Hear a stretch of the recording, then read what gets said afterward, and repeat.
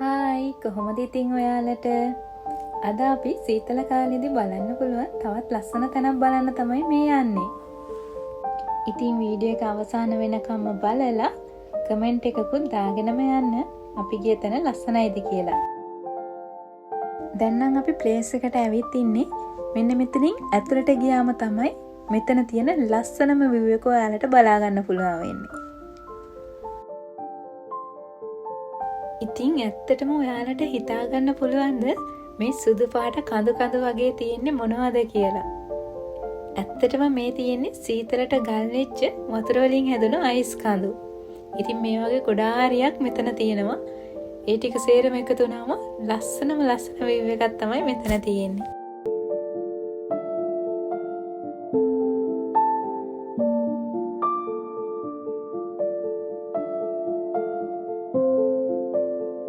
ඉතින් මෙතන ඉඳන් තමයි මේ ලස්සන අයිස් කඳු ටික බලන්න පුළුවන් වෙන්නේ. මෙතන ඉඳන් ගොඩක් එහාට යනකම්ම සේරම තියෙන්නේ අයිස් කඳු. ඉතින් ටිකක් සීතලයි මෙතන.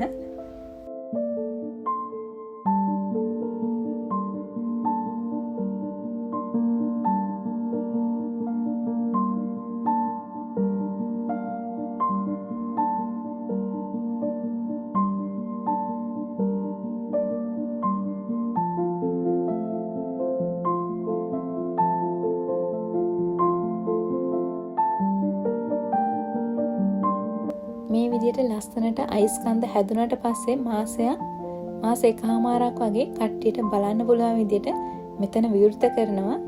ඉතින් මාස එකමාරක් කියන ටිකක් ලොකු කාලයක් නිසා මොකද පෙබරවාරි කියනකොට ටිකක් දවල්ට රස්නෙත් තියෙන නිසා මේ අයිස් කඳ දිය වෙන්න බලනවා.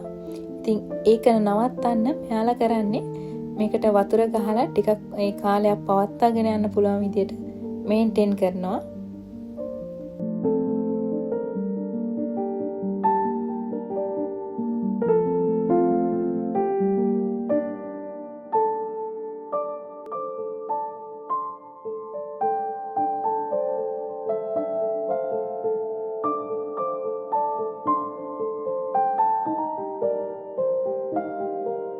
මේ පේන්නේ උඩින් ඉඳන් බැලුවම පේන view එක. ඉතින් අපිට මෙතන ඉඳන් පහළට යන්න පුළුවන්. ඒකට වෙනම පාරක් තියෙනවා. අපි එතනින් ගිහිල්ලා බලමු කොහොමද එතන view එක කියලා.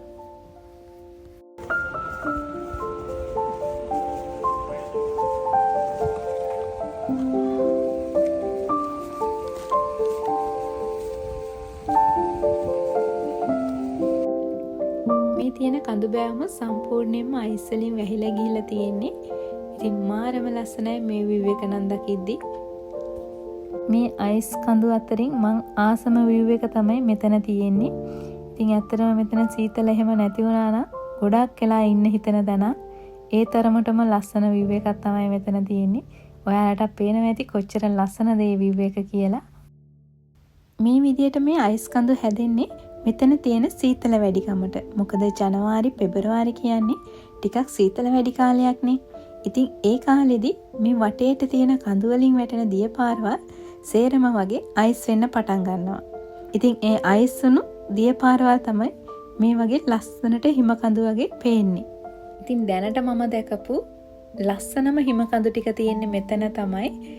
හිම කඳු කිව්වට මේවා අයිස් කඳු. ඉතින් මාරම ලස්සනයි බලන්නකො. ඉතින් වටේටම හැමතැනම බැලු තැන තියෙන්නේ ලස්සන සුදු පාටි අයිස් කඳු.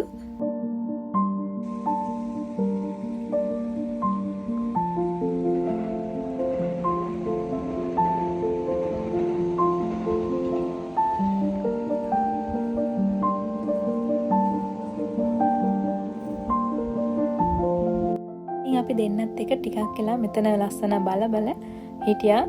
ටිකක් කිව්වට ටිකක් නෙවෙයි, ඇත්තටම ගොඩක් වෙලා හිටියා. මොකද ෆොටෝස් ගත්තා, වීඩියෝස් ගත්තා. ඉතින් ඒ නිසා අපි දෙන්නට ටිකක් සීතල වැඩි වුණා මෙතන ඉඳලා. ඒ නිසා දැන් ආයෙත් අපි ටිකක් උඩට යනවා. මොකද එතන ගිනි මැලයක් තිබුණා. ඉතින් එතනට වෙලා ටිකක් වෙලා ඉඳලා ආයෙත් අපි පල්ලෙහාට එනවා වීඩියෝස් ටිකක් ගන්න.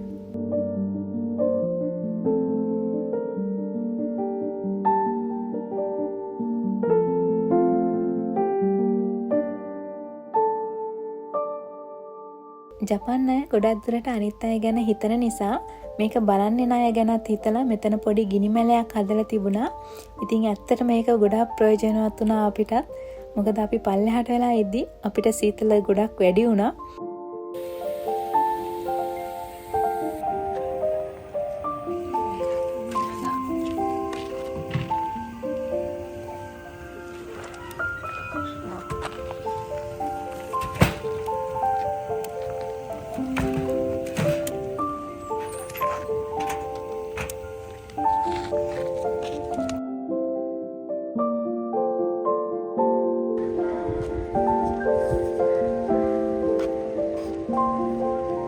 ඉතින් අපිත් ඇඟ පොඩ්ඩක් රත් වෙනකන් මෙතෙන්ට වෙලා ඉඳලා ආයෙත් අපි ගියා ඉස්සෙල්ලා හිටපු තැනටම. මොකද අපිට තව ටිකක් වීඩියෝස් වගේක් ගන්න තිබුණ නිසා.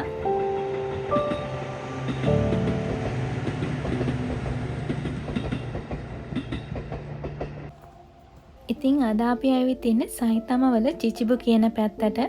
මේ පැත්තේ මේ වගේම අයිස් කඳු 2-3ක්ම තියෙනවා. මට නම් හිතෙන විදිහට මේ අයිස් කඳ තමයි මම දැකපු ගොඩක්ම ලස්සනම කඳ. මේ අයිස් කඳ දවල්ට විතරක් නෙවෙයි රැටත් ගොඩක් ලස්සනයි. මොකද රැට මෙතන ඉලුමිනේෂන් එකක් තියෙනවා. ඒතකොට අපිට දවල්ට පේන්නේ මේක සුදු පාට අයිස් කඳු විදියට විතරයිනේ. හැබැයි රැට මේකට පාට පාට ලයිට් ගහන නිසා ඒක වෙනම වයිබ් එකක් තියෙනවා.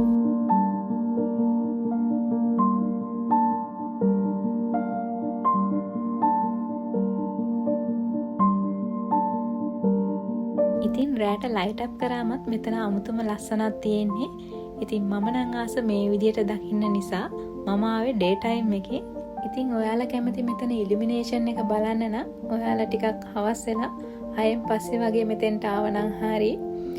හැබැයි ඔයාලා ඩේ එකයි නයිට් එකයි දෙකම බලන්න කැමති නම් ඔයාලට උදේ ඇවිල්ලා 5 විතර වෙනකන් ඩේ ටයිම් එකේ මෙතන බලන්න පුළුවන්. හැබැයි ඔයාලට එක සැරයක් 5ට එළියට යන්න වෙනවා. ඒ ගිහිල්ලා ආයෙ ටිකට් එකක් අරගෙන තමයි ඉලුමිනේෂන් එක බලන්න ඇතුළට එන්න පුළුවන් වෙන්නේ. ඉතින් ජපානයේ තියෙන මේ වගේ තවත් ලස්සන තැන් බලන්න කැමති නම් අපේ channel එක subscribe කරලා තියාගන්න. ඒ වගේම like share කරන්න අමතක කරන්න එපා. එහෙනම් අදට අපි ගිහින් එන්නම්. See you.